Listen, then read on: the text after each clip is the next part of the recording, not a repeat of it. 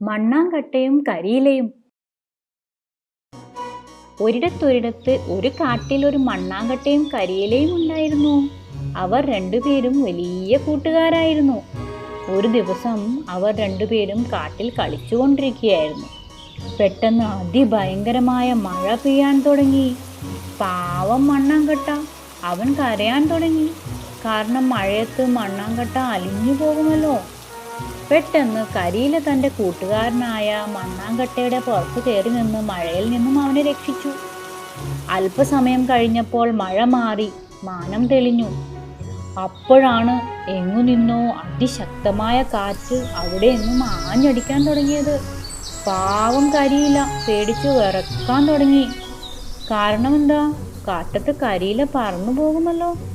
പെട്ടെന്ന് മണ്ണാങ്കട്ടയ്ക്ക് ഒരു ബുദ്ധി തോന്നി. അവൻ വേഗം കരിയിലയുടെ പുറത്ത് കയറി നിന്നു. അങ്ങനെ കരിയില കാറ്റിൽ നിന്നും രക്ഷപ്പെട്ടു. രണ്ടു കൂട്ടുകാരും വീണ്ടും സന്തോഷത്തോടെ കളിക്കാൻ തുടങ്ങി. പെട്ടെന്നാണ് അത് സംഭവിച്ചത്. അതിശക്തമായ കാറ്റും മഴയും ആ വനത്തിലെങ്ങും ആഞ്ഞടിച്ചു.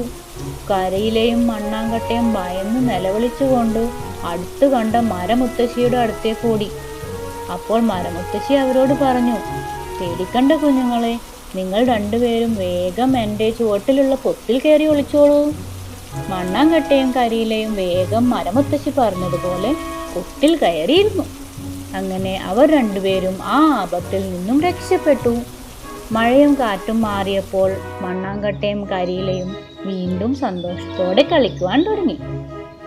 ഗുണപാഠം: ഒരുമിച്ച് നിന്നാൽ ഏതൊരാപത്തിനെയും അതിജീവിക്കാം.